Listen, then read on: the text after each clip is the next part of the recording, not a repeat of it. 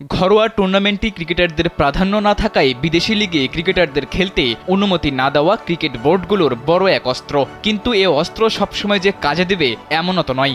বাংলাদেশে সাকিব আল হাসানকে বিদেশি লিগ থেকে কখনোই আটকাতে পারেনি বিসিবি। তবে ইংল্যান্ডের ক্রিকেটারদের ঘরোয়া টুর্নামেন্টে আকৃষ্ট করতে এনওসি নিষেধাজ্ঞা দেওয়ার পরিকল্পনা করলে ক্রিকেটারদের মধ্যে দেখা দেয় অসন্তোষ।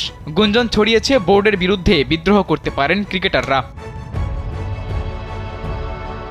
ইসিবির নতুন নিয়মে বলা হয়েছে প্রথম শ্রেণীর ক্রিকেট খেলেন না এমন ক্রিকেটাররা সাদা বলের ঘরোয়া টুর্নামেন্টও যাতে বাদ না দিয়ে বসেন। এই নিয়মের পরপরই ব্রিটিশ সংবাদ মাধ্যম দ্য টেলিগ্রাফ জানিয়েছে 50 জন শীর্ষ ইংলিশ ক্রিকেটার আসন্ন 100 বল টুর্নামেন্ট বয়কট করার কথা ভাবছেন।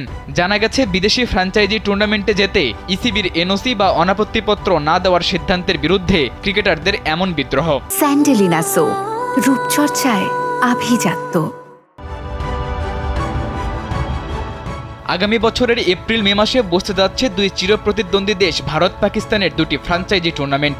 ভারতীয় ক্রিকেট বোর্ড বিসিসিআই আইপিএলে ইংলিশ ক্রিকেটারদের পাওয়ার ব্যাপারে নিলামের আগেই নিশ্চয়তা আদায় করে নেওয়ায় ইসিবির নতুন সিদ্ধান্তে তাদের বেগ পেতে হবে না। কিন্তু ঝামেলায় পড়তে পারে পাকিস্তান। আইপিএলের সময় নিজেদের টুর্নামেন্টে খুব বেশি বড় নাম তো পাচ্ছেই না, তার উপর ইসিবির এমন নিয়মে ইংল্যান্ডের ক্রিকেটাররাও পিএসএলে না গেলে টুর্নামেন্টের আকর্ষণ অনেকটাই কমে যাবে।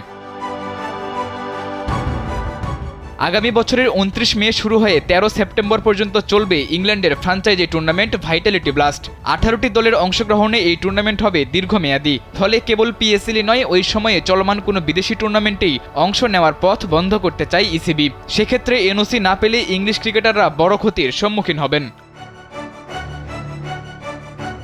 আর এই পুরো বিষয়টি বিবেচনায় নিয়ে ক্রিকেটার ও তাদের এজেন্টরা প্রফেশনাল ক্রিকেটার্স অ্যাসোসিয়েশনের ছায়ায় এই সপ্তাহে একটি সভা করেছে। টেলিগ্রাফের তথ্য মতে সব পক্ষের আলোচনা শেষে ক্রিকেটারদের পক্ষে দাবি নিয়ে ইসিবির কাছে যেতে পারে পিসিএ। তবে ক্রিকেটারদের একটি অংশ এমন দফা রফা ছাড়াই নাকি ইসিবিকে বয়কটের কথাও ভাবছেন।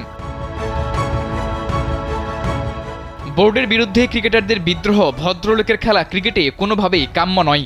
বিশেষ করে ক্রিকেটের জন্মস্থান খ্যাত ইংল্যান্ডে তো এমন ঘটনা খুবই দুর্ভাগ্যজনক।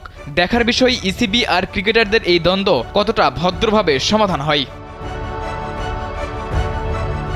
সাদাতুর রাফি, কালবেলা।